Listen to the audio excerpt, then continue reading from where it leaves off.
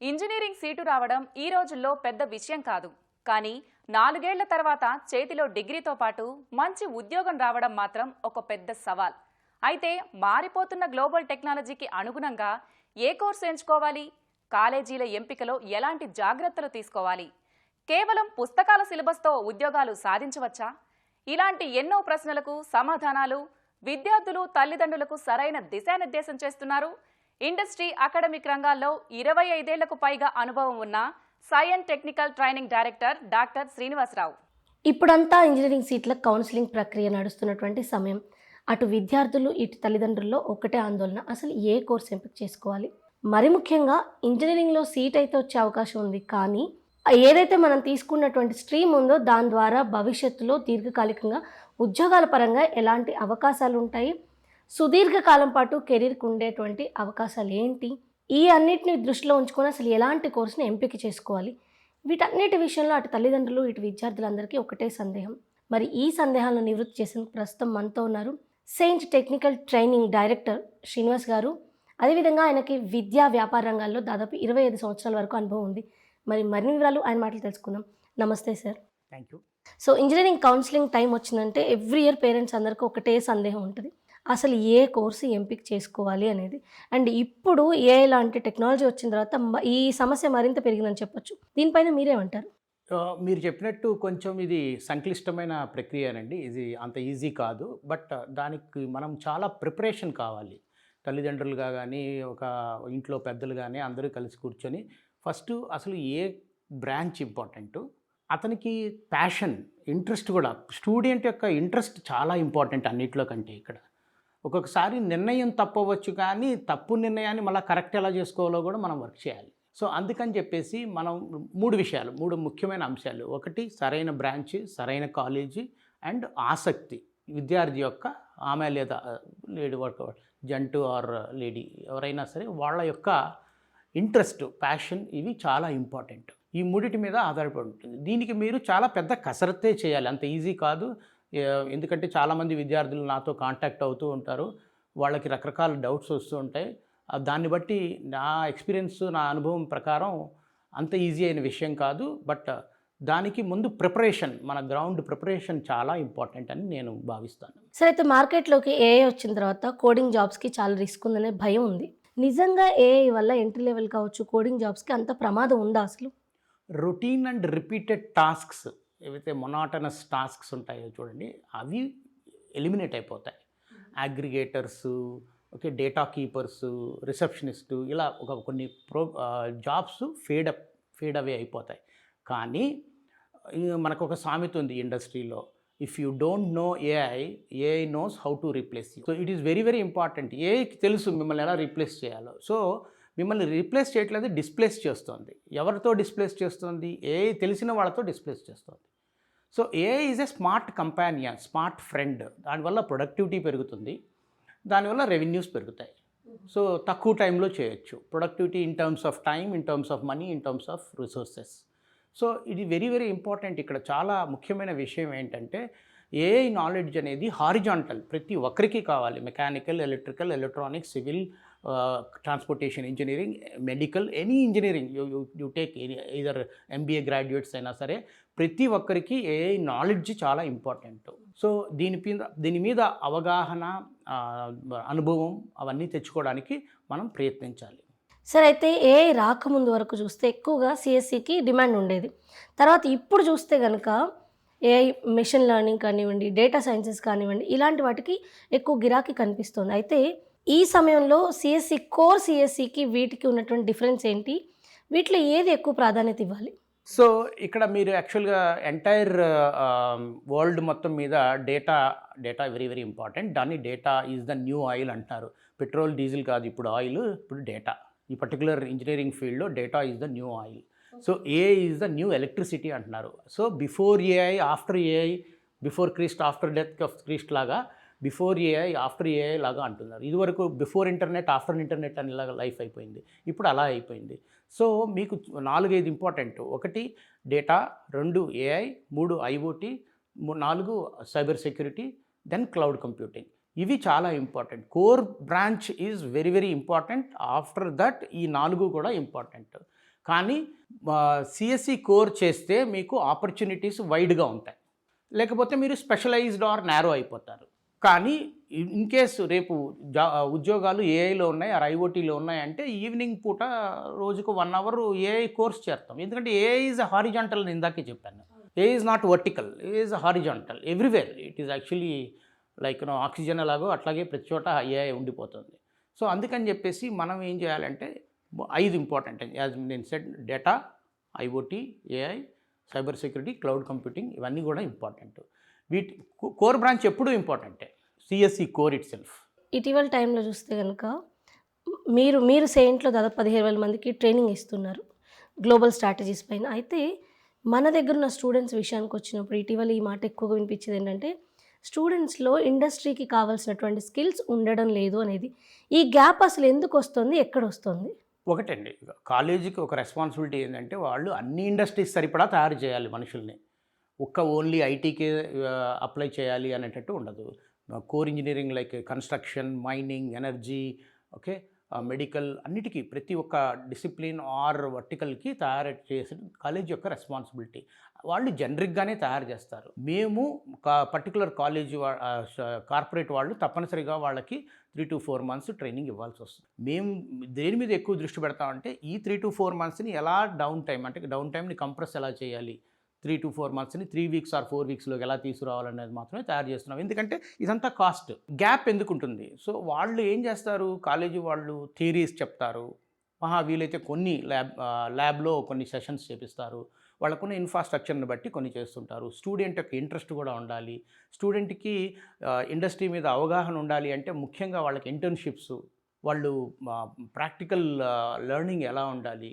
కొన్ని ఇప్పుడు మీరు ఫైనల్ ఇయర్ ప్రాజెక్ట్స్ చూస్తే చాలామంది స్టూడెంట్స్ నేను ఇంటరాక్ట్ చేసేటప్పుడు వాళ్ళ ప్రాజెక్ట్ గురించి మాత్రమే తెలుసుకుంటున్నారు. కానీ కాలేజీలో 14 ప్రాజెక్టులు చేశారు కదా, ఆ ప్రాజెక్ట్స్ మీద కూడా కాస్త ఒక 1 hour 2 hours వాళ్ళని ఇంటర్వ్యూ చేసో లేకపోతే వాళ్ళతో ఇంటరాక్ట్ అయ్యో వాళ్ళ నాలెడ్జ్ కూడా తీసుకోవాలి వీళ్ళు. ఇప్పుడున్న ఈ పరిస్థితుల్లో మనం పాత సిలబస్లు ఎక్కువ ఉంటున్నాయి. బుక్స్లో ఉన్న సిలబస్ని మాత్రమే నమ్ముకుంటే విద్యార్థులు నష్టపోయే అవకాశం ఉందంటారా? ఇందాక మీరు అన్నారు సాయంత్రం 1 గంట పాటు ఏ కోర్సెస్ నేర్చుకోవచ్చు అని. ఒకవేళ మంచి జాబ్లోకి వెళ్ళాలంటే ఒక ఇంజనీరింగ్ విద్యార్థి తన సిలబస్తో పాటు ఇంకా ఏమేమి నేర్చుకోవాల్సిన అవసరం ఉంది? ఇక్కడ విషయం ఏంటంటే మీకు లెర్నింగ్ పాత్స్ ఉంటాయండి. డేటా సైంటిస్ట్ అవ్వాలంటే ఈ లెర్నింగ్ పాత్ ఏంటి, ఫస్ట్ టైం నేర్చుకోవాలి, సెకండ్ టైం నేర్చుకోవాలి, థర్డ్ టైం నేర్చుకోవాలి. Learning paths available in the internet. So cloud engineer అవ్వాలి, ఆర్ సొల్యూషన్ ప్రొవైడర్ అవ్వాలి, ఆర్ ప్రొడక్ట్ డెవలప్మెంట్లో నేను ఒక ప్రొడక్ట్ మేనేజర్ అవ్వాలి. ఈ ఒక ప్యాషన్, ఒక గోల్ ఉండాలి. ఆ గోల్కి సరిపడా ఒక షెడ్యూల్ వేసుకొని ప్రతిసారి మనము ఈ లెర్నింగ్ పాత్ ప్రకారం నేర్చుకోవాలి. ఇప్పుడు మీకు there are multiple online MOOCs platforms ఉన్నాయి. Udemy, Pluralsight, edX, Coursera, okay, LinkedIn learning, ఇలా చాలా ఉన్నాయి మనకి. వీటన్నిటిలో కూడా చాలా ఫ్రీ కోర్సెస్ కూడా ఉన్నాయి. ప్లస్ అదే కాకుండా ఫారిన్ యూనివర్సిటీస్, ఐఐటీస్, ఎన్పిటిఎల్ మీకు అంతగా బోర్ కొడితే మీరు 2xలో చూడండి. అది watch like A movie, it will go in to your subconscious mind. రేపొద్దున ఇంటర్వ్యూలో మాట్లాడేటప్పుడు లేదా నిజంగా ఇండస్ట్రీలో పనిచేసేటప్పుడు ఇవన్నీ గుర్తొస్తాయి, కనెక్ట్ అవుతాం. మేము పిహెచ్డీలో కూడా చెప్తున్నాం, finding A problem is half done. అలాగే అవగాహన హాఫ్ డన్, అవేర్నెస్ ఆర్ అవగాహన ఈజ్ హాఫ్ డన్, మిగతా అది ఆటోమేటిక్గా వచ్చేస్తుంది. సో గోల్ బేసికల్గా మీకు ఒక గోల్ ఉంటుంది. ఆ గోల్కి సరిపడా మీరు ఒక టైం టేబుల్ ఆర్ షెడ్యూల్ వేసుకొని దాని ప్రకారం మీరు చదువుకొని మీరు ఈ ఆన్లైన్ రిసోర్సెస్ని యూజ్ చేసుకొని, ఇదివరకు మనం చదువుకున్న రోజుల్లో ఏంటంటే లైబ్రరీకి వెళ్ళాలి, ఆ బుక్ కోసం వెయిట్ చేయాలి. ఈరోజు ఆ పరిస్థితి లేదు. ఈరోజు మీకు internet, okay, cheap data is available and then you can actually on your finger tips you can find what is what. Human judgement is important. Like అది కరెక్ట్ డేటానా కాదా, నా గోల్కి అది కరెక్ట్గా అలైన్ అయిందా లేదా, ఇవి మనకి చాలా ఇంపార్టెంట్. మీరు ఇందా మాట్లాడుతున్నప్పుడు కాలేజీల విషయం గురించి మాట్లాడుతూ ఇంటర్న్షిప్ గురించి మెన్షన్ చేశారు. ఇప్పుడు పెద్ద కంపెనీస్ అన్నీ కూడా అమెజాన్ లాంటి పెద్ద కంపెనీస్ కానివ్వండి, ఇతర కంపెనీస్ ఫస్ట్ ఇంటర్న్షిప్స్ ఇచ్చి ఇంటర్న్షిప్ ద్వారానే చాలామందిని అబ్జర్వ్ చేసుకుంటున్నట్టు పరిస్థితి. అయితే ఒక స్టూడెంట్ ఒక మంచి కంపెనీలో లేదంటే క్యాంపస్ సెలక్షన్స్లో జాబ్ రావడమో లేదా ఒక మంచి కంపెనీలో ముందుగానే తన బీటెక్ టైంలోనే ఒక మంచి ఇంటర్న్షిప్కి వెళ్ళాలంటే ఏం చేయాలి? ఇది 2వ సంవత్సరం నుంచే మనం మొదలెట్టాలండి. ఈ ప్రయత్నం అనేది, ఇంటర్న్షిప్కి వెళ్ళడం అనేది 2వ సంవత్సరం నుంచే ట్రై చేయాలి. ఇది మనం నెట్వర్క్ బిల్డ్ చేసుకోవడం ద్వారా చేస్తాం. ఇక్కడ ఒక పాయింట్ ఏంటంటే మీకు foreign universities or foreign engineering కాలేజెస్లో ఏంటంటే వాళ్ళ గవర్నమెంటు మ్యాండేటరీ ఇంటర్న్షిప్ ఇవ్వాలి, మ్యాండేటరీ అప్రెంటిస్షిప్ ఇవ్వాలి అని చెప్పేసి చట్టాలు చేశాయి.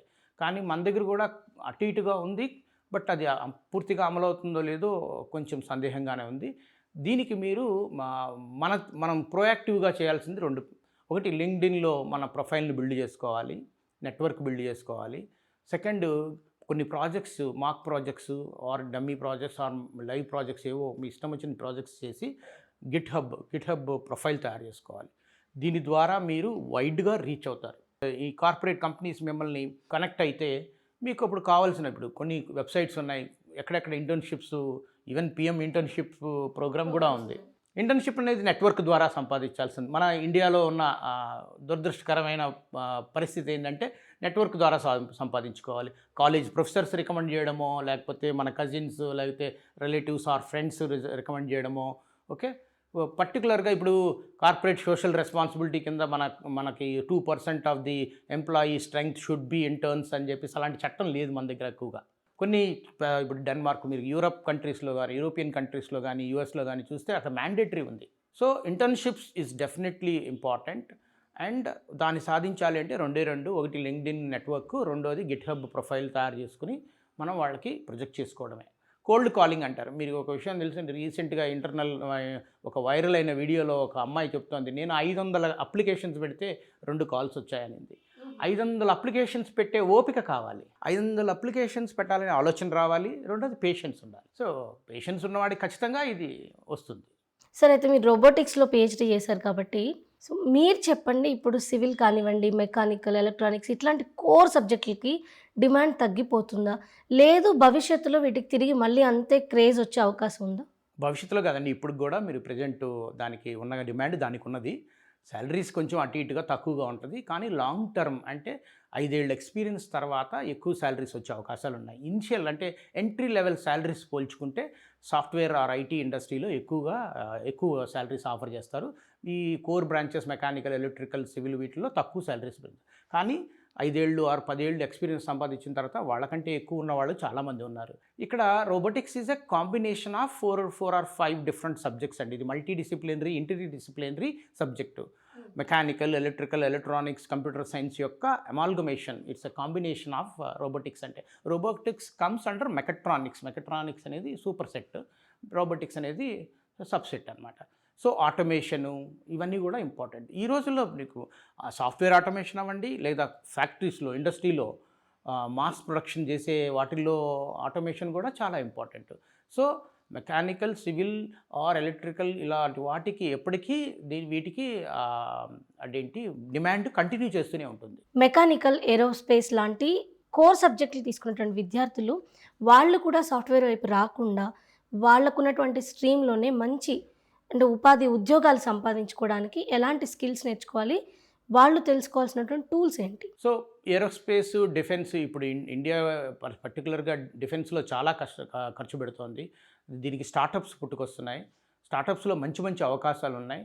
సో ఏరోస్పేస్ ఇంజనీర్ అవ్వచ్చు, ఎయిర్క్రాఫ్ట్ మెయింటెనెన్స్ ఇంజనీర్ అవ్వచ్చు, ఏరోస్పేస్ ఆర్ ఏరోనాటికల్ సిలబస్ వీటిలన్నిటి మీద అవగాహన పెంచుకొని బాగా పట్టు సాధించిన తర్వాత ఓకే, మీకు ఐటీలోనే వీళ్ళకి ఐటీ ఎనేబుల్డ్ సర్వీసెస్ అని ఇంకొకటి ఉంది. ఐటీ ఎనేబుల్డ్ సర్వీసెస్లో క్యాడ్ క్యాము, కెటియా, మ్యానుఫ్యాక్చరింగ్లో క్యాము ఆర్ అనాలిసిస్ ఇలాంటి సాఫ్ట్వేర్స్, అంటే హైపర్మెష్, యాన్సిస్ ఇలాంటి సాఫ్ట్వేర్లు ఉన్నాయి. సో ఇవి కూడా మీకు మెకానికల్, ఏరోనాటికల్, ఏరోస్పేస్ ఈ ఇంజనీర్స్ చేసుకోవచ్చు.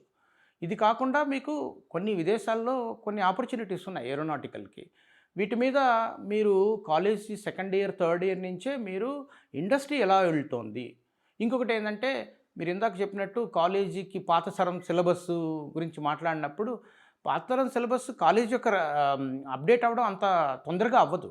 కొన్ని యూనివర్సిటీస్ వెంటనే అవుతాయి, కొన్ని యూనివర్సిటీస్ కొంచెం టైం తీసుకుంటాయి. ఆ టైం తీసుకునే కాస్ట్ ఎవరికి? మనదే కదా. Time is a cost, right? అవును, స్టూడెంట్ నష్టపోతారు. స్టూడెంట్ యొక్క ప్రొయాక్టివ్గా మనం చేయాల్సిన బాధ్యత ఏంటి అంటే, రోజుకి మీరు ఇందాక చెప్పినట్టు రోజుకి 1 అవర్ న్యూ టెక్నాలజీస్ అసలు ఏమేమి వస్తున్నాయి. ఇప్పుడు వైర్లెస్ ఎలక్ట్రిసిటీ మీద మన అదేంటి పరిశోధన చేస్తున్నారు. It's range is a problem. ఇట్లా ఇక్కడి నుంచి వరంగల్ దాకా మనం చేయలేం, కానీ ఇక్కడి నుంచి పక్క వీధిలో వరకు చేయగలుగుతున్నారు. సో వైర్లెస్ ఎలక్ట్రిసిటీ అంటే ఏంటి, అందులో ఏమేమి టెక్నాలజీస్ ఇన్వాల్వ్డ్, ఇలా మన అవగాహన అంటే abreast of technologies, abreast of knowledge అంటే కంటెంపరీ ఈరోజు నాలెడ్జ్కి మనము అప్డేట్ అయి ఉన్నామా లేదా. ఇప్పుడు ఒక్కొక్కసారి మేము ఇంటర్వ్యూలు చేసేటప్పుడు ఫ్రెషర్స్ని వాళ్ళకి అట్లీస్ట్ అవగాహన ఉందో లేదో తెలుసుకుంటాం. స్కిల్ లేకపోయినా పర్వాలేదు, కొన్నిసార్లు ఖచ్చితంగా స్కిల్ కావాలి. అంటే ఇట్ డిపెండ్స్ ఆన్ తెలుసుకుని ఉండాలి. తెలుసుకోకపోతే మినిమం మీరు అక్కడ ఫెయిల్ అయ్యే అవకాశాలు ఉంటాయి. ఇప్పుడు ఏరోస్పేస్ కానివ్వండి, లేదంటే మెకానికల్ కానివ్వండి, ఇలాంటి కోర్ నేర్చుకున్న వాళ్ళు మీరు ఇందాక అన్నారు విదేశాల్లో కూడా అవకాశాలు ఉన్నాయి. అలాంటి అవకాశాలను అందిపుచ్చుకోవాలంటే వీళ్ళు ఏ టూల్స్ పైన ఎక్కువ దృష్టి పెట్టాలి? ప్రజెంట్ ఉన్న సిచ్యువేషన్లో వాళ్ళకి ఏ టూల్స్ నేర్చుకోవడం ఉపయోగపడుతుంది? ఈ మెకానికల్, ఎలక్ట్రికల్, ఎలక్ట్రానిక్స్ వీళ్ళకి ఆటో క్యాడ్ ఉందండి. క్యాడ్ క్యామ్లో మీకు హైపర్మెష్, యాన్సిస్ ఇలా సిఏఈ టూల్స్ ఉన్నాయి. క్యాడ్లో ప్రోయి, కెటియా ఇలాంటి యూనిగ్రాఫిక్స్ ఇలాంటి కొన్ని ప్రొడక్ట్స్ ఉన్నాయి, టూల్స్ ఉన్నాయి. వీటన్నిటి మీద మీకేంటంటే ఆటోమొబైల్ డిజైన్ చేయడం కానీ, లేకపోతే ఒక బ్రిడ్జ్ మోడల్ తయారు చేయడం కానీ, ఆర్ మ్యాపింగ్స్ పర్టికులర్గా జియో ఇన్ఫర్మేటిక్ సిస్టమ్స్లో మీకు జిఎస్ ఇన్ఫర్మేషన్ సిస్టమ్స్లో ఉంటుంది. సో వీటన్నిటి మీద మీకు ఈ టూల్ ద్వారా నాలెడ్జ్ అయితే వాళ్ళకి డొమైన్ నాలెడ్జ్ అనేది వీళ్ళదే. ఎవరిది కాలేజ్ నుంచి మెకానికల్ నాలెడ్జ్ నేర్చుకోవడం. ఇప్పుడు మాకు పర్టికులర్గా మా సైంట్లో అయితే మేము రోజు 4 years చదివిన పుస్తకాలు ఓపెన్ చేసి చదువుతుంటాం. మేము చేసే జాబు మా 4 years ఇంజనీరింగ్కి రిలేటెడ్గా ఉంటుంది. సో ఐటీ ఎనేబుల్డ్ సర్వీసెస్లో ఎక్కువగా R&Dలో కానీ, ఇంజనీరింగ్ R&Dలో కానీ, ఐటీ ఎనేబుల్డ్ సర్వీసెస్లో కానీ చాలా అవకాశాలు ఉన్నాయి. సో ఇప్పుడు GCCs వస్తున్నాయి, గ్లోబల్ క్యాపబిలిటీ సెంటర్స్ వస్తున్నాయి. వాళ్ళకు కూడా ఇలాంటి నాలెడ్జ్ చాలామందికి కావాలి. సార్, అయితే ఇప్పుడు ఇండియాలో చూస్తే సెమీ కండక్టర్ కానివ్వండి, ఈ ఇండస్ట్రీస్ పెరుగుతున్నాయి, రక్షణ రంగానికి మనం ప్రయారిటీ ఇస్తున్నాము. ఇలాంటి సమయంలో భవిష్యత్తులో ఈ రంగాల్లో ఎలాంటి అవకాశాలు వృద్ధి చెందే అవకాశం ఉంటుందంటారు? స్టూడెంట్స్కి పర్టికులర్గా జాబ్ పరంగా ఎలాంటి ఆపర్చునిటీస్ వచ్చే అవకాశం ఉంది ఇండియా వరకు? ప్రస్తుతం వరల్డ్ మొత్తం మీద మీరు జియో పొలిటికల్ టెన్షన్స్ కానీ చూస్తుంటే యుద్ధాలు అనేది అనివార్యం అయిపోతుంది. ఆ యుద్ధం అనేది ఇప్పుడు టెక్నాలజికల్ యుద్ధం అయిపోతుంది. నాట్ ఓన్లీ ఇదివరకట్లాగా బుల్లెట్లు అదేంటి బాంబులు వేసుకునే అవకాశం లేదు. ఇప్పుడు మీకు టెక్నాలజికల్, అది సైబర్ అటాక్స్ అవ్వచ్చు, సైబర్ ఫ్రాడ్ సిస్టమ్స్ అవ్వచ్చు, లేకపోతే అంతరిక్ష యుద్ధం అవ్వచ్చు. ఇలాంటివి అంటే టెక్నాలజీ ఎనేబుల్డ్. ఇప్పుడు డ్రోన్స్ ఉన్నాయి, డ్రోన్స్తోనే ఎక్కువ యుద్ధం చేస్తున్నారు. మీరు రష్యా యుక్రెయిన్ యుద్ధం చూస్తుంటే డ్రోన్స్ ఎవరిది? ఎలక్ట్రానిక్స్ అండ్ మెకానికల్, ఎక్కువగా కంప్యూటర్ సైన్స్ దానికి ప్రోగ్రామింగ్ చేస్తారు. ఇప్పుడు వస్తున్న ఇప్పుడు ఇంట్లోంచే మీరు ఆఫీస్ నుంచే మీ ఏసీని కంట్రోల్ చేసుకోవచ్చు, ఆన్ చేయాలా ఆఫ్ చేయాలనేది IoT ద్వారా. సో ఇప్పుడు టెక్నాలజీ చాలా మారిపోతుంది కాబట్టి ఏరోస్పేసు, డిఫెన్సు, పర్టికులర్గా చిప్ ఇండస్ట్రీ, మీరు సెమీ కండక్టర్స్ చెప్పారు, వీటిల్లో విస్తారంగా అపారమైన అవకాశాలు రాబోతున్నాయి. కొన్ని ఉన్నాయి ఆల్రెడీ, కానీ ఇంకా ఎక్కువ రాబోతున్నాయి. పర్టికులర్గా చూస్తే ఈసీఈ గత కొన్ని రోజుల నుంచి బాగా వినిపిస్తున్న పేరు. ముఖ్యంగా ఈసారి ఈ స్ట్రీమ్కి ఎక్కువ డిమాండ్ ఉంటుందన్న అంచనాలు కూడా ఉన్నాయి. ఈ జోసాలో కూడా చాలామంది ఈసీఈ వైపు చూశారు. సో జనరల్గా ఈ ఈసీఈకి ఉండేటువంటి అవకాశాలు ఏంటి ఇన్ ఫ్యూచర్లో? ఈసీఈ అనేది ఇది లైక్ 2 వైపులా పదున్న కత్తి లాంటిదండి. దానికి ఉన్న అడ్వాంటేజ్ ఏంటంటే, ఒకటి సాఫ్ట్వేర్లో కూడా వీళ్ళకి కాంపిటీషన్ రావచ్చు, కంపీట్ చేయొచ్చు అండ్ జాబ్స్ సాధించవచ్చు. సెకండ్, వాళ్ళ సొంత ఫీల్డ్ కోర్ ఎలక్ట్రానిక్స్లో ఎంబెడెడ్ సిస్టమ్స్ ఉంది, VLSI డిజైన్. ముఖ్యంగా VLSI డిజైన్లో chip design, verification and వ్యాలిడేషను, layout, PD అంటారు, ఫిజికల్ డిజైన్ అంటారు. వీటిల్లో హైలీ పెయిడ్ జాబ్స్ ఉన్నాయి. ఇదర్ మీకు మంచి మంచి కంపెనీలు, ఎన్విడియా, ఇంటెల్, ఇలా పెద్ద పెద్ద కంపెనీలు చూసుకున్నా కూడా మీకు ఈ సెమీ కండక్టర్లో ఇంకొక ముఖ్య విషయం ఏంటంటే, ఇప్పుడు వినియోగం, యూసేజ్ పెరిగే కొద్దీ మీకు కంప్యూటింగ్ ఇన్ఫ్రాస్ట్రక్చర్ రిక్వైర్మెంట్ పెరుగుతోంది. కంప్యూటింగ్ ఇన్ఫ్రాస్ట్రక్చర్ అంటే ఏంటి? CPUs, GPUs, పర్టికులర్గా GPUs అంటే ఏంటి? ఎలక్ట్రానిక్ సబ్జెక్టే. వాళ్ళు దానికి చిప్ కావాలి, దానికి ఇన్ఫ్రాస్ట్రక్చర్ బిల్డ్ చేయాలి. కంప్యూటింగ్ ఇన్ఫ్రాస్ట్రక్చర్ చాలా ఇంపార్టెంట్. ఇంకా డేటా సెంటర్స్ వస్తున్నాయి. డేటా సెంటర్స్ మన ఇండియాలో కూడా చాలా పెట్టబోతున్నారు. సో ఆల్రెడీ దాని మీద కొన్ని MOUలు కూడా జరిగాయి. సో రిక్వైర్మెంట్, బట్ డేటా సెంటర్స్కి ఎక్కువ మంది అవసరం లేదు, ఎందుకంటే రిమోట్లీ ఆపరేటెడ్ కాబట్టి. బట్ పెరుగుతున్న కొద్దీ కంప్యూటర్ ఇన్ఫ్రాస్ట్రక్చర్ పెరుగుతుంది, దానికి ఎలక్ట్రానిక్స్ వాళ్ళకి డిమాండ్ పెరుగుతుంది. సరే, అయితే మనం ఇప్పుడు మొదలుపెట్టింది అసలు ఈ టైంలో ఇప్పటివరకు మనం అనుకుంది ఏ కోర్స్ బాగుంటుంది, దానికి అవకాశాలు ఏంటని. కానీ వాస్తవానికి స్టూడెంట్ ఫస్ట్ కోర్సు తీసుకోవడానికి ఒక కాలేజ్ కూడా ఎంపిక చేసుకోవాలి. పేరెంట్స్ భయపడుతూ ఉంటారు ఏ కాలేజ్ తీసుకోవాలి అనేది. రెండోది, చాలా కాలేజెస్ మాకు మంచి అంటే మాకు క్యాంపస్ ప్లేస్మెంట్స్ 100% అలా ఇలా అని చెప్తుంటారు. వాస్తవానికి ఒక మంచి కాలేజీని ఎంపిక చేసుకోవడానికి ఉండాల్సిన క్రైటీరియా ఏంటి? అండ్ ఈ ప్లేస్మెంట్స్ విషయంలో జరుగుతున్నటువంటి అంటే ఈ పబ్లిసిటీ ఏదైతుందో దాన్ని ఎంతవరకు నమ్మొచ్చు? అనేక అంశాల మీద ఆధారపడి ఉంటుందండి. ఒకటి ఇందాక చెప్పినట్టు క్వాలిటీ ఇంపార్టెంట్, నాట్ క్వాంటిటీ. కొంతమంది మేము 400 మందికి మేము ప్లేస్మెంట్ ఇచ్చాము అని చెప్తుంటారు. కానీ ఇక్కడ వాళ్ళ క్వాలిటీ ఎలాంటిది, క్వాంటిటీ కంటే కూడా ఇంపార్టెంట్. రెండో అంశం ఏంటంటే మనకి మీడియన్ శాలరీయా, యావరేజ్ శాలరీయా. ఫర్ ఎగ్జాంపుల్ ఇందాక మనం చెప్పబోతున్నట్టుగా ముగ్గురు స్టూడెంట్స్ చూసాం. ఒకతనికి 10 lakhs వచ్చింది, ఒకతనికి 5 lakhs వచ్చింది, ఒకతనికి 3 lakhs వచ్చింది, మొత్తం 18. యావరేజ్ చేస్తే ఏమవుతుంది? 6 అవుతుంది. 6 కంటే ఎక్కువ ఎంతమంది ఉన్నారు? ఒక్కళ్ళే ఉన్నారు ముగ్గురులో. మా యావరేజ్ శాలరీ 6 అని చెప్పేసి వాళ్ళు అడ్వర్టైజ్మెంట్ ఇచ్చారనుకోండి, అది మనల్ని మిస్లీడింగ్. ఇట్ ఈస్ యాక్చువల్లీ మనకి తప్పుదోవ పట్టిస్తాం. మీడియన్ అంటే ఏంటి? 10, 5, 3లో మీడియన్ 5 అని చెప్పామనుకోండి, ఇద్దరు అంటే పర్సంటేజ్ పెరిగింది. అంటే more than 50-60% మీడియన్ కంటే ఎక్కువ ఉంటారు. సో కొన్ని ఫేమస్ కాలేజెస్ పేరు పొందిన కాలేజెస్ ఏం చేస్తాయంటే ప్రముఖమైనవి, వాళ్ళు ఈ మీడియన్ శాలరీస్ అడ్వర్టైజ్ చేస్తారు. కానీ మన కాలేజెస్ చాలామంది ఏం చేస్తున్నాయంటే యావరేజ్ శాలరీ, ఒకటికి 40 లక్షలు వస్తుంది, ఒకటికి 3 లక్షలు వస్తుంది. 40, 2 యావరేజ్ చేస్తే మీకు 20+ వస్తుంది. కానీ నిజంగా మూడో వాడికి 20+ ఉందా? చాలా హ్యూజ్ గ్యాప్ ఉంది. అంటే average is always misleading data. అంటే యాడ్స్లో ఇప్పుడు మాకు యావరేజ్ శాలరీ ఇంత అంటే నమ్మొద్దంటారా? అది ఎక్కువగా నమ్మకూడదండి. అందుకనే మనము వాళ్ళ వెబ్సైట్లో పెట్టుంటారు ఈ లిస్ట్లో, మేము ఒకళ్ళకి 40 వచ్చింది, ఒకళ్ళకి 30 వచ్చింది, ఒకళ్ళకి 5 వచ్చింది, ఒకళ్ళకి 3 వచ్చిందని పెట్టుంటారు. అది ఒకసారి మనం గమనించుకోవాలి. అందుకనే దీనికి మనం మొదట్లో ఓపెనింగ్లో మాట్లాడుకున్నట్టు అంత ఈజీ కాదు. కానీ ప్రిపరేషన్, మన ground level information are data preparation చాలా ఇంపార్టెంట్. ఇది చేయకపోతే మనం ఊరికే అడ్వర్టైజ్మెంట్ చూసేసి చేరిపోతాం. సో ఇంకా పలు రకాల అంశాలు అన్నట్టుగా మీకు ఇంకొకటి, వాళ్ళ కాలేజీ ఫ్యాకల్టీ నిజంగా ఎన్ని పేటెంట్స్ అప్లై చేసింది, స్టూడెంట్స్ కానీ ఫ్యాకల్టీ కానీ నిజమైన పేటెంట్స్ ఉన్నాయా, లేకపోతే ఏమైనా బోగస్ పేటెంట్స్ ఉన్నాయా. మూడోది, కొన్ని ఫారిన్ యూనివర్సిటీస్ ఏం చేస్తుందంటే ఫ్యాకల్టీని 5 years ఇండస్ట్రీకి పంపిస్తాయి. ఈ పిఓపి వల్ల అడ్వాంటేజ్ ఏంది? ఎక్స్పీరియన్స్డ్ ఇండస్ట్రీ ప్రొఫెషనల్స్ ఫ్యాకల్టీగా చేరచ్చు. వాళ్ళకి పిహెచ్డి ఉండాల్సిన అవసరం లేదు. వాళ్ళు బీటెక్ ఆర్ ఎంటెక్తో ఒక 20 years ఎక్స్పీరియన్స్ ఉన్న వాళ్ళని మనం ఫ్యాకల్టీగా తీసుకోవచ్చు. So this is nothing but faculty industry exchange అనమాట. నేను చెప్పినట్టు సబాటికల్ అంటే ఇండస్ట్రీలోనే సబాటికల్ ఇస్తారు. అంటే 5 years నువ్వు అకాడమిక్ ఇన్స్టిట్యూట్కి వెళ్ళి పనిచేస్తురా అంటారు. అంటే ఇతను ఇక్కడ నేర్చుకున్న నాలెడ్జ్, ఇతను లేదా ఈమె వాళ్ళు నేర్చుకున్న నాలెడ్జ్ అక్కడ ఉపయోగపడుతుంది. మళ్ళీ ఎకడమిక్స్లో ఏమేమి ప్రాబ్లమ్స్ ఉన్నాయో అతను ఇండస్ట్రీకి వచ్చిందో తెలుస్తుంది. సో ఇట్లా 5 years అట్లా స్విచ్చింగ్ చేసుకునే ఎక్స్చేంజ్ ఉంటే బాగుండేది. బట్ కొన్ని టాప్ కాలేజెస్ చేస్తాయి ఇవి. సార్, ఇప్పుడు మీరు ఇందా మాట్లాడుతూ పేటెంట్స్ గురించి మాట్లాడారు. పేటెంట్స్ ఎన్ని ఉన్నాయి, ఒరిజినల్లా కాదా అని చెక్ చేసుకోవడం బెటర్ అని. నిజంగా కూడా పేటెంట్స్ వల్ల వాళ్ళ క్వాలిటీ ఆఫ్ ఎడ్యుకేషన్ తెలుస్తుంది అనేది మనకి చాలామంది ఎక్స్పర్ట్స్ చెప్పే మాట. కానీ నేను ఒక సాధారణ పేరెంట్, నాకు పేటెంట్స్ ఎక్కడ అప్లై చేస్తారు, ఎలా ఉంటుంది అనేది ప్రాసెస్ తెలియదు అనుకోండి. అసలు నేను ఎక్కడికి వెళ్ళి తెలుసుకోవాలి ఈ డీటెయిల్స్ని? ఏ వెబ్సైట్స్ ఉంటాయి, ఎలా చూసుకోవాలి? పేటెంట్స్కు మీకు పబ్లిష్ చేసినప్పుడు ప్రాయర్ ఆర్ట్ సెర్చ్ అని ఒక వెబ్సైట్ ఉంటుందండి. దాంట్లో మనం ముందుగానే సెలెక్ట్ చేసుకొని చూసుకోవచ్చు. నేమ్ టైప్ చేస్తే మీకు ఆ పర్టికులర్ ఫ్యాకల్టీకి ఆర్ స్టూడెంట్కి ఎన్ని పేటెంట్స్ వచ్చాయి అని చెప్పి ఉంటుంది. సో ఫైలింగ్ చేయడం వేరు, పబ్లిష్ చేయడం వేరు. ఫైలింగ్ చేసినంత మాత్రాన పేటెంట్ రాదు.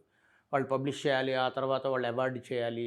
ఇంకోటి, కొన్ని పేటెంట్స్ ఓన్లీ ఇండియాకి మాత్రమే ఉంటాయి. కొన్ని పేటెంట్స్ జియోగ్రఫికల్ కూడా ఎక్స్టెన్షన్ ఉంటుంది, ఆర్ వరల్డ్ వైడ్ పేటెంట్స్ ఉంటుంది. బట్ పేటెంట్ అప్లై చేసేటప్పుడు దానికి కావాల్సిన అటార్నీ జనరల్ ఆర్ పేమెంట్ ఎక్కువగా ఉంటుంది వేరే వాటికి. సో ఇప్పుడు అవగాహన లేని పేరెంట్స్, అంటే నిరక్షరాస్యులు తల్లిదండ్రులు ఉన్నారనుకోండి, వాళ్ళు ఇంకా నెట్వర్క్ ద్వారా సంపాదించుకోవాల్సిందే.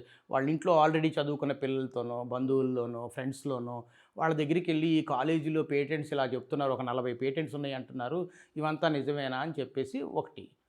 లేదు అంటే వాళ్ళ పిల్లవాడికే పలానా ప్రాయర్ ఆర్ట్ సెర్చ్లో దానికి కావాల్సిన కమర్షియల్ టూల్స్ పేర్లు ఉంటాయి. ఆ పేర్లలో మీరు వెళ్ళి సెలెక్ట్ చేసుకుంటే నిజంగా అతను పబ్లిష్ చేశాడా లేదా, అది గ్రాంట్ అయిందా, publish, filing, granting and publishing. So అది పబ్లిష్ అయిందా లేదా, గ్రాంట్ అయిందా లేదా, ఇవన్నీ కూడా చెప్తారు. మారుతున్న కాలంలో విద్యార్థుల కంటే ముందు ప్రొఫెసర్సే వాళ్ళ స్కిల్స్ని అప్గ్రేడ్ చేసుకోవాల్సినటువంటి పరిస్థితి కనిపిస్తుంది.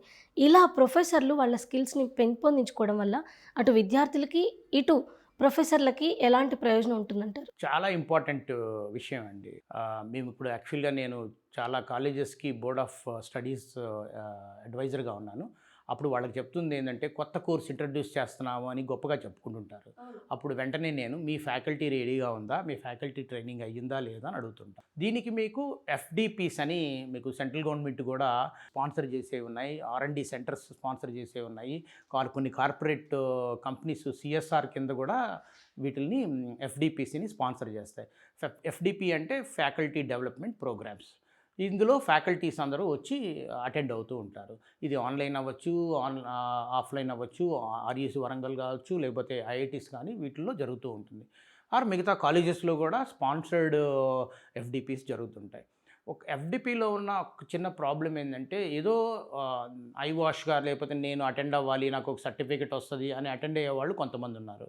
కొంతమంది నిజంగానే అసలు ఇప్పుడు మేము న్యూ టెక్నాలజీస్ గురించి చెప్పేటప్పుడు ఫ్యాకల్టీ దగ్గర నుంచి ప్రొయాక్టివ్గా కొన్ని క్వశ్చన్స్ మేము ఎక్స్పెక్ట్ చేస్తాం. చాలా తక్కువ మంది అడుగుతున్నారు క్వశ్చన్స్. అదొక ఆందోళనకరమైన అంశం అనమాట.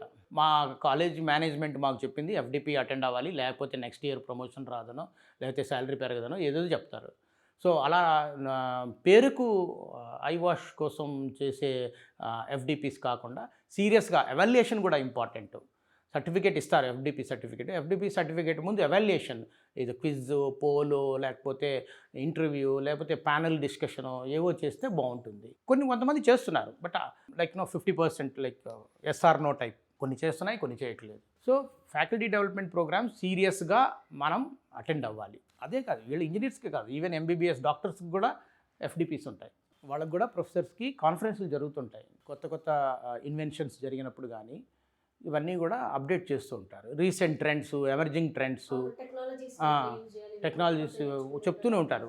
వాళ్ళ అవగాహన క్రియేట్ చేస్తూనే ఉంటారు. కొంతమంది డాక్టర్లు చాలా బిజీగా ఉండడం వల్ల అటెండ్ అవ్వరు. కొంతమంది ఏంటి, అది చాలా ఇంపార్టెంట్, అది నేర్చుకుంటే నా ఇన్కమ్ కూడా పెరుగుతుంది, నాలెడ్జ్ కూడా పెరుగుతుంది అని కొంతమంది. ఇది all again individual perspective and passion. అలాగే FDPల్లో ముఖ్యంగా మనం ఎంకరేజ్ చేయాల్సింది ఫ్యాకల్టీ ప్యాషన్.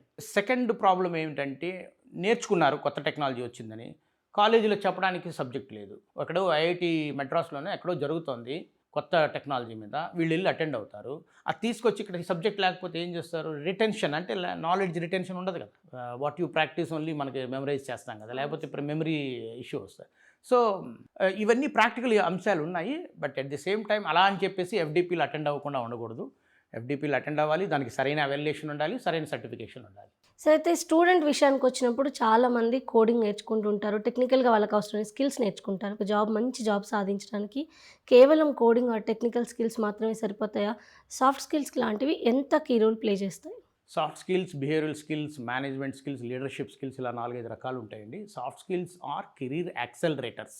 అంటే కెరీర్ మీని యాక్సెలరేట్ అవుతుంది. ఒక నలుగురు ఇంటర్వ్యూకి వెళ్ళారు, సాఫ్ట్ స్కిల్స్ బాగా ఉన్న వాళ్ళు ఖచ్చితంగా సెలెక్ట్ అవుతారు. నాలెడ్జ్ అక్కడ తక్కువ ఉన్నా పర్లేదు. So only knowledge, technical knowledge 100కి 100 ఉన్నా కూడా ఉపయోగం లేదు. సాఫ్ట్ స్కిల్స్ చాలా important. Interpersonal skills, intrapersonal skills, ఇవన్నీ ఇప్పుడు ప్రజెంట్ కొన్ని స్కిల్స్ చాలా ఇంపార్టెంట్. ఇప్పుడు ప్రజెంట్ జనరేషన్కి ఏంటంటే design thinking, systems thinking, critical thinking అని 3 రకాలు ఉన్నాయి.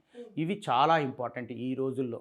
రొటీన్ వర్క్కి ఆర్ డైలీ జాబ్ రొటీన్కి మనకి ఇవి అవసరం అనమాట. వీటిల్లో మీకు కొన్ని సాఫ్ట్ స్కిల్స్, కొన్ని లీడర్షిప్ స్కిల్స్, కొన్ని ఇన్నోవేషన్, కొన్ని technical innovation practices, best practices, ఇవన్నీ చెప్తూ ఉంటారు అనమాట. ఇంతకుముందు ఏంటంటే జాబ్ వస్తే ఇంక చాలు, నేను నేర్చుకున్నాను చాలానే కాబట్టి జాబ్ వచ్చింది, ఇకపై నేను ఉద్యోగం చేస్తే సరిపోతుందనే ఫీలింగ్ ఉండేది. కానీ ఇప్పుడు ఎప్పటికప్పుడు మన స్కిల్ని అప్గ్రేడ్ చేసుకోకపోతే ఆ ఉద్యోగం నిలబడే పరిస్థితి కనపడడం లేదు. సో మీరు సెయింట్లో రీస్కిల్లింగ్ మీద ఎలా ట్రైనింగ్ చేస్తారు? ముఖ్యంగా మీకు మన ఒక ఇండివిజువల్ పర్స్పెక్టివ్గా చూసుకుంటే మనం నేర్చుకోకపోతే అవుట్డేట్ అయిపోతాం. ఆటోమేటిక్గా మనల్ని ఎవరో డిస్ప్లేస్ చేస్తారు. ఇందాక చెప్పినట్టు if you don't know a knows how to replace you. So ప్రతిరోజు మనం చదవాలి. Continuous learner are very very important. ఇది లేకపోతే అంటే అందుకనే నేను ఎక్స్పర్ట్ అని చెప్పుకుంటే ఉపయోగం ఉండదు. అది I should actually get updated everyday. నేను రోజు చదువుతూ, నేర్చుకుంటూ, అవగాహన పెంచుకుంటుంటేనే నేను ఇండస్ట్రీలో నిలబడతాను. సో దీనికి మేము 4-5 రకాల స్కిల్లింగ్ ఉంటుంది మాకు. Reskilling, cross skilling, up skilling and future skilling అని. ఫ్యూచర్ స్కిల్లింగ్ అంటే రాబోయే technologies, next 20 years, 100 years or 5 years వచ్చే టెక్నాలజీస్ ఏంటో అవి ఫ్యూచర్ స్కిల్లింగ్ అంటాం. రీస్కిల్లింగ్ అంటే ఏంటి, ఎప్పుడో 10 సంవత్సరాల క్రితం అతను అది చేసుంటాడు, కానీ ఇప్పుడు కొత్తగా ప్రాజెక్ట్కి అవసరం వచ్చింది కానీ మర్చిపోయాడు, లేకపోతే టచ్ లేదు. టచ్ లేకపోతే అతనికి రీస్కిల్ చేస్తాం. అప్ స్కిల్ అంటే ఏంటి, దాంట్లోనే కొంచెం ఎక్స్ట్రా ఎడిషనల్ 1.0 నుంచి 2.0 వర్షన్ రిలీజ్ అయింది, అప్పుడు మనం అతను అప్ స్కిల్ చేస్తాం. క్రాస్ స్కిల్లింగ్ అంటే ఏంటి, అతను మెడికల్ డొమైన్లో చేస్తున్నాడు, అతనికి ఎనర్జీ డొమైన్ లేదా స్టీమ్ టర్బైనో విండ్ టర్బైనో ప్రాజెక్ట్ వచ్చింది, దీన్ని క్రాస్ స్కిల్లింగ్ అంటాం. అంటే అతను టోటల్గా షిఫ్ట్ అయిపోతున్నాడు, cross domain or cross functional or cross skilling అంటాం. సో క్రాస్ స్కిల్లింగ్ చేయాల్సి వస్తుంది. సో మేము 4 రకాలుగా చేస్తాం, up skilling, reskilling, cross skilling and future skilling, ఈ 4 చేస్తాం. ఒకప్పుడు కేవలం ఇండియాలోనే జాబ్స్ ఎక్కువగా చూసుకునే వాళ్ళు స్టూడెంట్స్, బట్ ఇప్పుడు గ్లోబల్ లెవెల్లో జాబ్స్ కోసం ప్రయత్నిస్తున్నారు, ఇతర దేశాల్లో ఉద్యోగాలకు వెళ్ళాలనుకుంటున్నారు. అలా వెళ్ళాలనుకున్నప్పుడు గ్లోబల్ మార్కెట్లో స్థిరపడాలంటే మనకి ఎలాంటి స్కిల్స్ వచ్చి ఉండాలి, ఏం నేర్చుకుని ఉంటే మంచిదంటారు? కరెక్ట్ అండి. డే 1 నుంచి మనము చాలా ఇంపార్టెంట్ అంటే ఈ మిగతా దేశాల్లో ఎలా ఉంది, అసలు ఎడ్యుకేషన్ ఎలా ఉంది, రీసెర్చ్ అండ్ డెవలప్మెంట్ ఎలా ఉంది, టెక్నాలజీ ఎలా చేంజ్ అవుతుంది, ఇవన్నీ కూడా మొదటి రోజు నుంచే నేర్చుకోవాలి. ఒక్కసారి మీరు ఇంజనీర్ అని అనిపించుకోవాలి ఆర్ డిసైడెడ్ అని అనుకుంటే నెక్స్ట్ 40 years మీ కెరీర్, మీరు ఫస్ట్ 4 సంవత్సరాలు ఏం నేర్చుకున్నారనేది ఇంపార్టెంట్. వాటి మీద మీరు పట్టు ఖచ్చితంగా తీసుకోవాలి. దానికి మీరు ఫ్యాకల్టీ హెల్ప్ తీసుకోవచ్చు, సీనియర్స్ హెల్ప్ తీసుకోవచ్చు, ఆలుమ్నై, కాలేజ్ యొక్క ఆలుమ్నై ఎక్కడెక్కడ ఉన్నారు వాళ్ళందరితోటి మాట్లాడడం. కొన్ని యూనివర్సిటీస్ కేవలం ఆలుమ్నై కోసమే చేరతారు పిల్లలు, ఆ యూనివర్సిటీ వాళ్ళలో ఒక వాట్సాప్ గ్రూప్ ఏదో ఉంటుంది, నాకు జాబ్ లేదనో లేకపోతే నాకు ఈ టెక్నాలజీ గురించి డౌట్ వచ్చిందని ఆ కమ్యూనిటీ ఫోరంలో పెట్టగానే వెంటనే 4 మేము హెల్ప్ చేస్తామనో లేకపోతే అక్కడ ఆపర్చునిటీస్ ఉన్నాయనో అని చెప్తుంటారు. అందుకనే ఆలుమ్నై, పెద్ద టాప్ కాలేజెస్ అన్నీ కూడా ఆలుమ్నై, పీర్స్, మనం పక్కన ఉండే మన క్లాస్మేట్స్ చాలా ఇంపార్టెంట్ ఇక్కడ. సో సీనియర్స్, క్లాస్మేట్స్, వీళ్ళందరి యొక్క నెట్వర్క్ చాలా ఇంపార్టెంట్ ఇక్కడ. సో ఇదే కాకుండా మీరు అనేక అంశాల్లో పట్టు సాధించడానికి మీరు ఇందాక చెప్పినట్టు ఎవ్రీడే 1 hour చదవడం అయితే చాలా ఇంపార్టెంట్. అది లేకపోతే మనం అవుట్డేట్ అయిపోతుంది. సార్, ఇప్పుడు మనం ఇప్పటివరకు కోర్స్ ఎంపిక చేసుకోవడం ఎలా అని, కాలేజ్ చూస్ చేసుకోవడం ఎలా, అప్ స్కిల్లింగ్ గురించి మాట్లాడాం. కానీ ఇప్పుడు ఆల్రెడీ ఇంజనీరింగ్ అయిపోయింది, 1 సంవత్సరం అవుతుంది లేదా సంవత్సరం అవుతుంది, క్యాంపస్ ప్లేస్మెంట్స్లో జాబ్ రాలేదు వాళ్ళకి, కానీ అల్టిమేట్గా మనందరం ఉద్యోగం కావాలని వెతుక్కుంటాం. అలాంటి యువతకి ఏమన్నా అవకాశాలు ఉన్నాయా, వాళ్ళ స్కిల్ పెంచుకొని మళ్ళీ ఫ్రెష్గా జాబ్ కోసం ట్రై చేయడానికి? ఎందుకంటే మన బీటెక్ అయిపోయి 1 year అయిపోయిన తర్వాత they are not fresher anymore. So fresher మార్కెట్లో అవైలబుల్ ఉంటారు. అలాంటి వాళ్ళ పరిస్థితి, ఎందుకంటే మీరు అన్నారు ఇందాక 5 వస్తే ఒకరికే జాబ్ ఉంటుందని, మిగతా 4 పరిస్థితి ఏంటి? వాళ్ళు ఏం నేర్చుకుంటే ఏదో ఒక జాబ్లోకి వెళ్ళిపోవచ్చు అంటారు? కొందరు మన ముఖ్య క్యాబినెట్ మినిస్టర్ చెప్పినట్టు ఫుడ్ ఇండస్ట్రీలోకి వెళ్ళిపోతున్నారు, ఈ జొమాటోలు ఈ వీటిలోకి వెళ్ళిపోతున్నారు, BTech graduates, which is very very sad. Delivery బాయ్స్గా చేస్తున్నారు. సో ఈ 5 మీకు ఒకరికి ఆఫ్ క్యాంపస్ ఆర్ ఆన్ క్యాంపస్లో జాబులు వచ్చేస్తున్నాయి, రెండో వాడు కొంచెం కష్టపడి 1 yearలో సంపాదిస్తున్నాడు, కానీ కొంతమంది మిగిలిపోతున్నారు. వాళ్ళకి కారణం ఏంటంటే కాలేజీని సరిగ్గా వాళ్ళు అటెండ్ అవ్వకపోవడం, క్లాసులు సరిగ్గా అటెండ్ అవ్వకపోవడం, బ్యాక్లాగ్స్ ఉండడం, ఆ అవగాహన లేకపోవడం, వాళ్ళ కొన్ని ఆర్థిక ఇబ్బందులు కూడా ఉండుండొచ్చు, అవి తక్కువ పర్సంటేజ్ ఉంటుంది. మొదటి రోజు నుంచి నేను చెప్పినట్టు ఇంజనీర్గా మనం డిసైడ్ అయ్యాము, ఇంజనీర్ అవ్వాలని డిసైడ్ అయినప్పుడు దానికి తగ్గట్టుగా కృషి చేయాల్సిందే. దానికి దేర్ ఈజ్ నో ఎక్సెప్షన్, కంపల్సరీగా చేయాల్సిన పని. నేను చెప్పినట్టు ఇందాక లెర్నింగ్ పాస్ ఒకటి డిసైడ్ చేసుకొని, నేను డేటా సైంటిస్ట్ అవ్వాలా, క్లౌడ్ ఇంజనీర్ అవ్వాలా, ఏఐ ఇంజనీర్ అవ్వాలా, లేకపోతే అసలు ఒక 4-5 స్ట్రీమ్స్ నేను పట్టుకుని దానికి తగ్గట్టుగా నా ప్లాన్ చేసుకుని నేను ఈ లెర్నింగ్ పాత్రలు పట్టుకుని నేను నేర్చుకోవాలి. నేర్చుకోవడానికి నీకు ఎదురున్న రిసోర్సెస్ ఏంటి? ఇందాక రిసోర్సెస్ చాలా చెప్పాం. మన ఆన్లైన్ ఫ్రీ మూక్ కోర్సెస్ ఉన్నాయి, కొన్ని యూనివర్సిటీస్ ఆల్రెడీ వాళ్ళ వెబ్సైట్లో పోస్ట్ చేసి ఉంటారు, అవి కూడా మనం యాక్సెస్ చేయాలి. సో ఇక్కడ ఇంటర్న్షిప్స్ లేకపోతే కొంచెం కష్టమైన విషయం. ఇంటర్న్షిప్స్ నెట్వర్క్ ద్వారా బిల్డ్ చేసుకోవాలి, ఆర్ ఈ ఇంటర్న్షాలా అని ఇలా కొన్ని వెబ్సైట్స్ ఉన్నాయి, వాళ్ళ ద్వారా, లేదంటే ఆలుమ్నై పట్టుకొని వాళ్ళ ఇంటర్న్షిప్స్ తీసుకొచ్చుకోవాలి. ఇంకొక ఇప్పుడు పిఎం కూడా మనకి ఇంటర్న్షిప్ ప్రోగ్రామ్ వాళ్ళ లాంచ్ చేశారు, అది కూడా ఉంది. సో ఇలా పలు రకాల అసలు ఏమేమి మనకి అవకాశాలు ఉన్నాయి, రిసోర్సెస్, బేసికల్గా రిసోర్సెస్ ఏమేమి ఉన్నాయని కంప్లీట్ అవగాహన కావాలి. ఈ అవగాహన అనేది మొదటి రోజు నుంచి పెంచుకోవాలి, దానికి కృషి చేయాలి. మీకు నేను చెప్పాను ఇందాక, ఇన్ఫర్మేషన్ మనం కృషి చేయాలని అది వచ్చేస్తుంది. ఇప్పుడు ఇదివరకటంతే ఎక్కడో మైళ్ళు దూరం వెళ్ళి ఒక లైబ్రరీలో ఎత్తుక్కోవాల్సి వచ్చేది, ఒక న్యూస్ పేపర్లోనో లైబ్రరీలోనో ఒక ఎక్స్పర్ట్ ఎక్కడో ఢిల్లీలో ఉంటే అక్కడికి వెళ్ళాల్సి వచ్చేది. ఈ రోజులు అలా కాదు. So what to search, what not to search అని చెప్పేసి మీరు ఏది బ్రౌజ్ చేయాలి, ఏది బ్రౌజ్ చేయకూడదు, నేను బ్రౌజ్ చేస్తున్నంతసేపు ఇది నా గోల్కి రిలేటెడా కాదని క్వశ్చన్ చేసుకోవాలి. ఇప్పుడు పిల్లలు చూసిన చాలామంది రీల్స్ చూస్తూ ఉంటారు. రీల్స్ చూడండి, చూడొద్దంటలేదు, 15 minutes చూడండి, నాట్ 2-3 hours. ఓకే, మీరు యూట్యూబ్ రీల్ తయారు చేయాలని డిసైడ్ చేసుకున్నారండి, అప్పుడు చూడండి. ఎందుకంటే అది మీ స్ట్రీమ్కి అలైన్ అయింది, మీ స్కిల్కి ఉపయోగపడింది. కానీ మీరేమో ఇంజనీర్ అవ్వాలనుకున్నారు, డేటా సైంటిస్ట్ అవ్వాలనుకున్నారు, కానీ రీల్స్ చూస్తున్నారు. This is unproductive. At the same time don't say no, చూడాలి, దీన్ని కంట్రోల్ చేసుకోవాలి. అంటే లిమిట్, పోర్షన్ లిమిట్, మనం మీరు డైట్ చేసే వాళ్ళకి పోర్షన్ లిమిట్ పెట్టుకుంటాం, ఇట్లాగే కంటెంట్ లిమిట్. ఇంకోటి ఈ నవేడేస్ మంచి డీటాక్సిఫికేషన్ లాగా డిజిటల్ టాక్సిఫికేషన్ కూడా మనం కొన్ని రోజులు ఫోన్ పక్కన పెట్టేసడమో, లేకపోతే ఇంటర్నెట్ పక్కన పెట్టేసి ఒక 2 రోజులు ఏదో హాలిడే ట్రిప్కి వెళ్ళి రావడం, mobile detoxification are internet detoxification ఇలాంటివి కూడా చేస్తున్నారు. Basically digital detoxification. సో అది కూడా ఒక ట్రెండ్. సో ఇలాంటి కొన్ని ప్రాక్టీసెస్ కొన్ని చేయాల్సి వస్తుంది. So what kind of information that you are processing, that is more important, whether it is align to my goal or not. And also మీకు ఇంగ్లీష్లో సేయింగ్ ఉంది, మీ కాలేజీలో మీ అసోసియేషన్ చాలా ఇంపార్టెంట్. మీ ఒక ఐదుగురితోటి you are an average of 5 are with whom you rub your shoulders matters. ఏ 5గురితో నువ్వు తిరుగుతున్నావు? చదువుకునే వాళ్ళతో తిరుగుతున్నావా, సినిమాలు చూసే వాళ్ళతో తిరుగుతున్నావా? ఇది వెరీ వెరీ ఇంపార్టెంట్. ఎందుకంటే మీకు వాళ్ళే మన బెస్ట్ ఫ్రెండ్స్ రేపు. సో పీర్స్, అది నేను పీర్ లెర్నింగ్ కూడా ఉంటుంది. వాళ్ళ దగ్గర నుంచి మనం నేర్చుకోవచ్చు, వాళ్ళకి మనం చెప్పచ్చు. ఇలాగే కొన్ని మెమరీ టెక్నిక్స్ ఉన్నాయి, న్యూమోనిక్స్ అని కొన్ని తయారు చేసుకోవాలి మన సొంతగా, మెమరీ మైండ్ మ్యాపింగ్ అని. ఇవన్నీ కూడా ఫస్ట్ ఇయర్ నుంచే చదువుకుంటే ఈ ప్రయత్నం చేసిన వాళ్ళు సక్సెస్ అవ్వడానికి ఛాన్సెస్ ఉన్నాయి. అంటే జర్నీ ఇంపార్టెంట్ అండి, డెస్టినేషన్ కంటే కూడా జర్నీ ఇంపార్టెంట్. ఆ జర్నీ ఎంత లగ్జరియస్ ఆర్ ఎంత ప్లాన్డ్గా ఉందో ఇంపార్టెంట్. సార్, చివరిగా ఇప్పుడు ఈ టైంలో వాళ్ళ కెరీర్ కోసం అడుగులు వేయబోతున్నటువంటి విద్యార్థులు, అదేవిధంగా తమ పిల్లల భవిష్యత్తు బాగుండాలి అని తపన పడే తల్లిదండ్రులు, వీళ్ళిద్దరికీ ఒక ఇండస్ట్రీ ఎక్స్పర్ట్గా విద్యా రంగంలో కూడా మీకున్న అనుభవాన్ని మేళవించి వాళ్ళకి మీరు ఇచ్చే సలహా ఏంటి?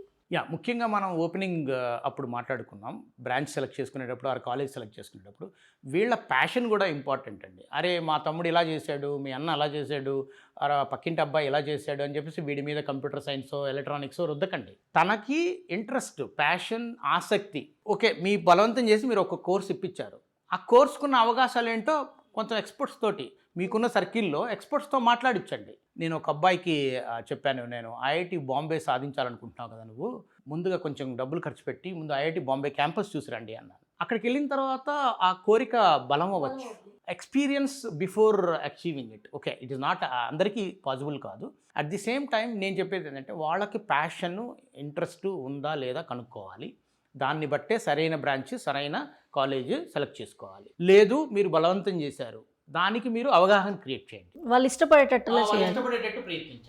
చక్కగా చెప్పారు, వాళ్ళు ఇష్టపడేటట్టు చేయండి. ఇష్టపడే చేసేటట్టు ఊరికే వాళ్ళని ఏదో మోసం చేయకు. దానికి నిజంగానే వాళ్ళకి సరైన ఇన్ఫర్మేషన్, వాళ్ళకి ఇన్పుట్. ఎందుకంటే పిల్లలకి ఒక్కొక్కసారి అన్ని తెలియకపోవడం వల్ల కూడా చూస్ చేసుకో. మీరు ఇంటర్మీడియట్ సెకండ్ ఇయర్లో వాడికి artificial intelligence course or data science అనగానే అందరూ తీసుకుంటున్నారు, నేను తీసుకున్నాను అనుకుంటాడు. కానీ ఎందుకు తీసుకున్నాను మనం, అది మీరు తల్లిదండ్రులు చదువుకోకపోయినా పర్లేదు, చదువుకున్న వాళ్ళ దగ్గరికి వెళ్ళండి. సరైన ఇప్పుడు ఒకళ్ళు కాదు 4-5 దగ్గరికి వెళ్ళండి. అప్పుడు మీరు డెసిషన్ తీసుకోవచ్చు. మీరు కూడా అప్డేట్ అవుతారు, మీకు కూడా అవగాహన వస్తుంది, పిల్లవాడికి కూడా సరైన వాతావరణం ఇంట్లో బయట క్రియేట్ చేయాలి. ఇది డబ్బులు ఒకటే ఖర్చు పెట్టడం కాదు, ఈ సపోర్టింగ్ మెకానిజం అంటారు దీన్ని. Supporting mechanism are reinforcement mechanism అంటారు. ఈ రీఎన్ఫోర్స్మెంట్ కానీ సరిగ్గా, డేటా రీఎన్ఫోర్స్మెంట్ కానీ సరిగ్గా చేయలేదు అంటే మీరు పిల్లవాడు తప్పుదోవ పట్టే అవకాశం ఉంది. ఆ ఉద్యోగం మీరు ఇందాక చెప్పినట్టు 1:5లో 3:5 చేయాలంటే మనం కొన్ని ఇవి చేయాల్సి వస్తుంది. Thank you sir, thank you so much. Thank you. So ఇది ఇంజనీరింగ్ విద్య కావచ్చు, అదేవిధంగా ఈ సమయంలో అంటే కౌన్సిలింగ్కి పిల్లల్ని పంపించే సమయంలో తల్లిదండ్రులు తీసుకోవాల్సిన అంశాలు, తెలుసుకోవాల్సిన విషయాల గురించి శ్రీనివాస్ గారు చెప్పినటువంటి విశేషాలు. అయితే తల్లిదండ్రులుగా పిల్లల భవిష్యత్తు బాగుండాలని ప్రతి ఒక్కరూ కోరుకుంటారు. అయితే ఆ విషయానికి సంబంధించి ముందుగా ఒక కోర్స్ని, ఒక స్ట్రీమ్ని ఎంపిక చేసుకునే అవకాశం పిల్లాడికి ఉండాలి. వాళ్ళకి నచ్చిన కోర్స్ని ఎంపిక చేసుకునే అవకాశం ఉండాలి. లేదా ఉన్నటువంటి కోర్సులకు సంబంధించి వాళ్ళకి నాలెడ్జ్ ఇచ్చి దాంట్లో ఏది ఎందుకు బాగుందన్న వివరణాత్మకంగా విశ్లేషించగలిగితే కనుక పిల్లల్లో కూడా అంటే మీరు చెప్పిన కోర్సుని వాళ్ళు ఇష్టపడే అవకాశం ఉంది. ఏది ఏమైనా సరే పిల్లలు మెచ్చిన తర్వాతనే ఆ రంగాల్లో వెళ్ళినట్లయితే కనుక వాళ్ళు మరింత ముందుకు వెళ్ళే అవకాశం ఉంది అంటున్నారు శ్రీనివాస్ గారు. కెమెరా పర్సన్స్ నవీన్, రమేష్తో రమ్య, ఈటీవీ న్యూస్, హైదరాబాద్.